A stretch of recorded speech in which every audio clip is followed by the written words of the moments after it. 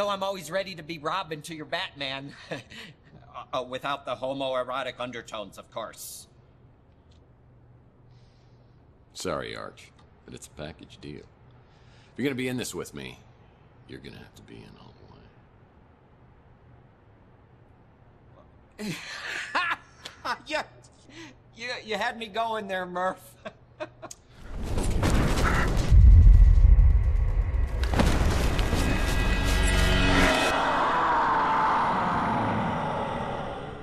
Welcome, ladies and gentlemen, I am SocioPsycho, and this is Mob Reviews, and today we will be taking a look at Telsa Effect, a Tex Murphy adventure. This was created by Big Finish Games for PC and Mac. It is a detective adventure game in a full motion video style, meaning they have real actors in the game in costume or drag for different characters throughout the game. This is not something that you've seen very often in the modern style of games. It's something that came about in the 90s to save on development time, as it was easier because the rendering of characters and animations and 3D models wasn't anywhere near what it is now. So it was easier just to have actors and implement those little video snippets into the game. It came off as corny quite often, but if the aesthetic of the game and the atmosphere which it was going for was done with such precision, then it actually fit with minimum corniness. In this effect, for Tex Murphy, it's corny, and that's what they embrace. That's part of the charm. It is a very conversational heavy detective game, and a detective game, so it says, and we will see exactly how well it actually handles in that regard. And we will begin with the options menu. When we go into the options menu, you do have a choice in between plenty of screen resolutions, which is definitely nice. Now, you also have a field of view slider, which I love to see, always appreciate in a first-person style game, and plenty of quality graphic options. Now, the game does look basic, but it has been running easily over 120 frames per second. And I found that the stability of the game actually ran, for me anyways, better with VSync off than with it on. There was also no clipping, tearing, or crashing during my gameplay. When we jump into audio, you do have all the volume sliders split up on different sliders, which is definitely nice to see. The voice acting is done in a professional manner, as well as the acting. Of course, it does have an underlying tone of corniness, but it's that corniness and comedy which really drive it forward and place the setting at ease. The music in the game is very well done, and it helps propel an atmosphere throughout the entire game. As when something is of threat or relaxation, the music is there to soothe that over, as well as the effects. Now, when it comes to the key bindings, you don't have a way to rebind the keys, and I'm sort of disappointed in this. There are not that many keys. While it may all be very simplistic for somebody without any issues at all, it would have been nice to have key rebindings for those who do have some sort of issue with the standard setting of keys.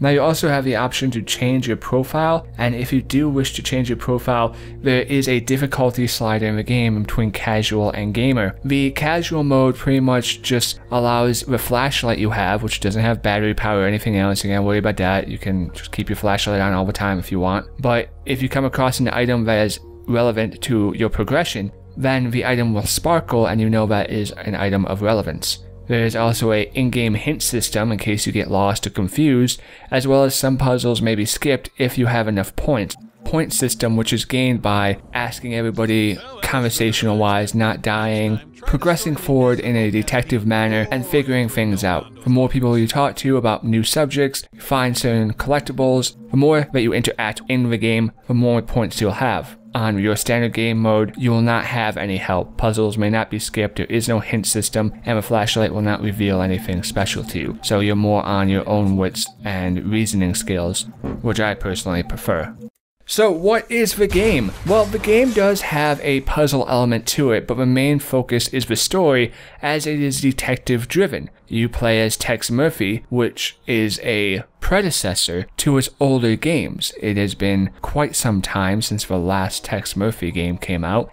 The basis of the story is to regain your memory and find out exactly what the conspiracy and undermining story and how you tie all into it, and you're sort of thrown in the middle of the entire crazy events that have been going down. As for the last 7 years, you have been interacting and detecting, but now that knowledge is lost to you. The story is told by a comedic sense. It really has a undertone of comedy, and it has to, which is done with the level design in a very nice way that you never actually see the characters until you actually initiate the conversation, whether it be ring a bell for the service or go into someone's shop and it takes you into talking with them. The conversation and the story moves forward in a very linear fashion, and that's perfectly fine. Now, you'd expect most stories to carry through as a linear fashion, and the only reason I even bring it up is because it is a detective style. And unfortunately, there's not any failure state when it comes to the detective aspect tied into a story. Now, you do have different choices as you talk to people, but these are more of just your witty remarks or how the conversation progresses. It doesn't change the outcome. The effect and limitation upon how your conversations actually interact with the environment is very limited. But the story and the voice acting, as well as the piecing together of the clues by talking to different people, is done very nice. And the enjoyable nature of a few laughs here and there is nice, but it just feels like one of those styles of games where it'd probably be more fun to watch as a let's play rather than be overly eccentric going through it yourself. And I'll let you hear some of the voice acting for yourself now.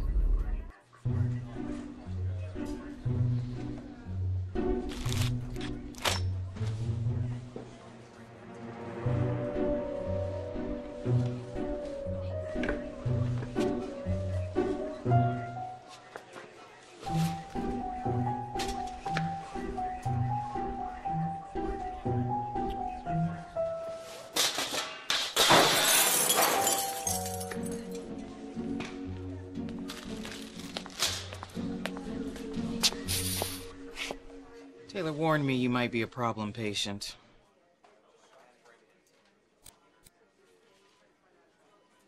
Oh, yeah, come in now and everything stops moving.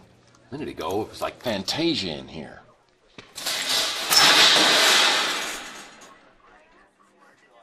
I'm just gonna assume you've got some head trauma. Let's see what's going on.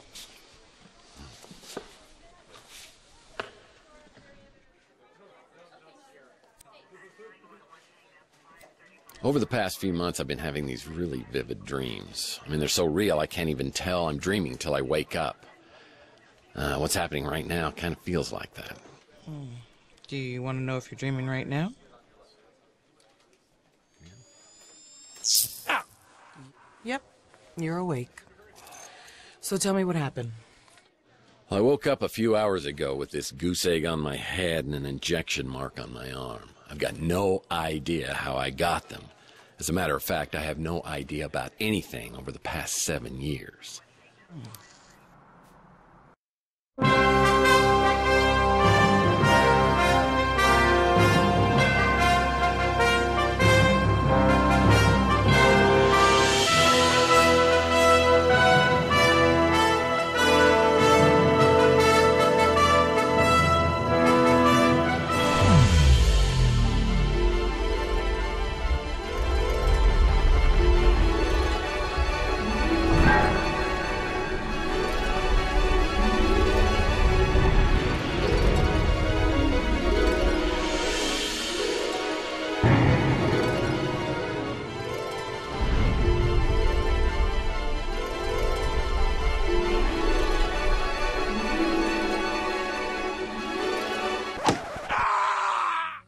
I like how you have to talk to different people and you have to gather up different clues. I feel they kind of fell short though. They made it too much of a cinematic movie rather than a detective game. There's a point where you have to go through town and gather up and talk to everybody about a suspicious speeder, and everybody gives you a slight piece of information. Unfortunate aspect is you don't have to write any of those pieces of information down, because once you gather them all up, it automatically inputs those pieces of information into the database you're looking for, and it updates to your next objective. There is really not that much of a detective element to the game.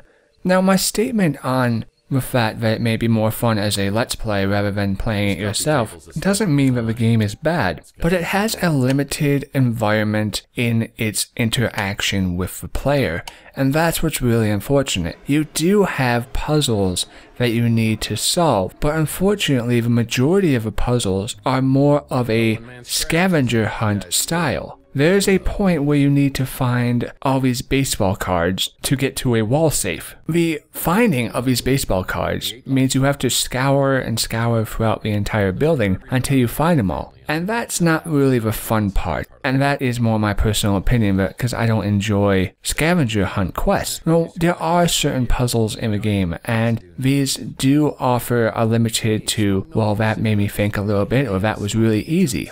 I haven't had any stumpers though. I haven't come across a puzzle that was to the point of where I had to look at notes, or I had to write something down earlier and then come back to it, or there weren't any puzzles that had a sort of creativity or complexity to it that really just made you have to take notes or stop and think and made you wonder. There was not really any failure state in the game. This also ties into the fact that the game autosaves very often, and I like the fact that you don't have to worry about the game if it crashes on you or some variation of that, which I haven't had an issue with, not losing any progress. The downside is, should there be a situation where you have the possibility to die, you're not going to lose any progress or anything else for that matter. There really is no threat of defeat in the game, and when it comes to the puzzles, they are very, very easily telegraphed as to what they pertain and how to get through them. I was really hoping for more of a detective style game, where I had to take notes and I had to listen to what I was having with people and how they reacted to it. Because the conversational choices that you have to ask people questions is done actually pretty well. It brings up an entire list and of green markers about conversational points which you haven't asked them yet, and then they'll tell you anything they know about it, or if they don't know anything, they're not going to really tell you or offer you much information of use. It would have been nice to have some sort of journal, even in-game, or take notes on paper that led up to a sort of detective attitude. So at the end of the day, the game is not necessarily bad, but it does come down to a very heavy cinematic style of gameplay, and very limited in its interaction with detective work. You are very telegraphed in how you're going to play your next move, where you're going to go next, who you're going to talk to, what choices you have, where you're going to go, the items that you need to pick up, and the combinations you need to make with in your inventory to get through certain parts. And so I was just disappointed more than anything else, because I expected the detective element of the game to actually be a lot more detective-y.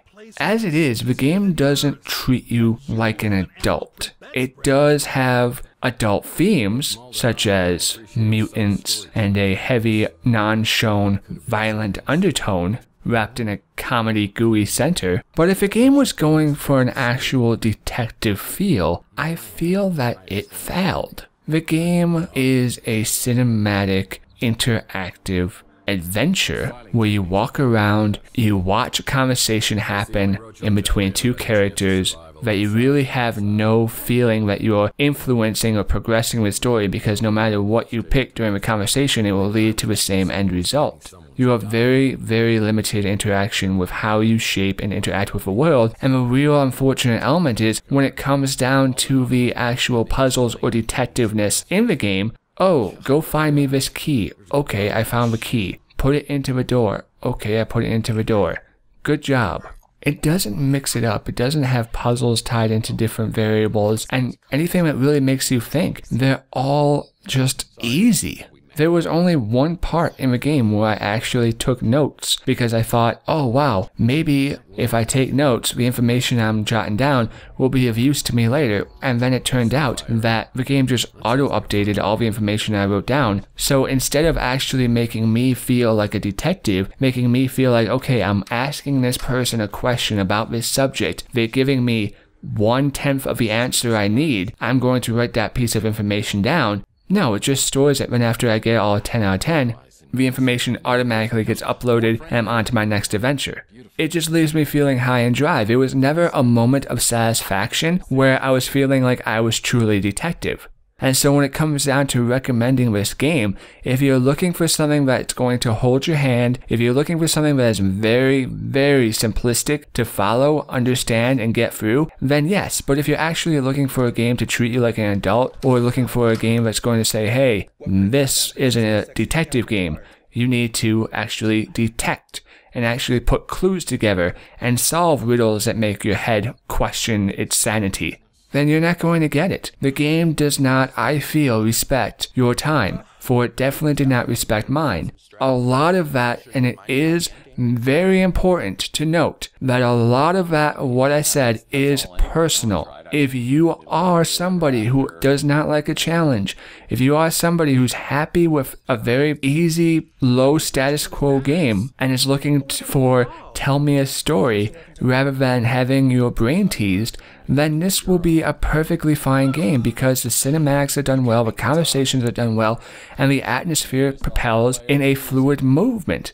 But for anybody else who just expects more, for anybody else who actually wants to play a detective game and feel like a freaking detective for a change, then you're not going to get it. And so I cannot recommend it for anybody who wants to feel like a detective. If you just want to feel like, hey, this is a fun story, or maybe I want to see some of how this corniness is done, then okay, but get it on sale. Get it at least 50% on sale. And that's just it. I'm more disappointed with my time spent in it rather than anything else because it has the makings to be an actual great detective game, but they just fail in the player interaction with the world. It's just very simplistic. One giant scavenger fest quest. Thank you, ladies and gentlemen, for listening and watching. I've been SocioPsycho, and this has been Mob Reviews, and I'll see you next time.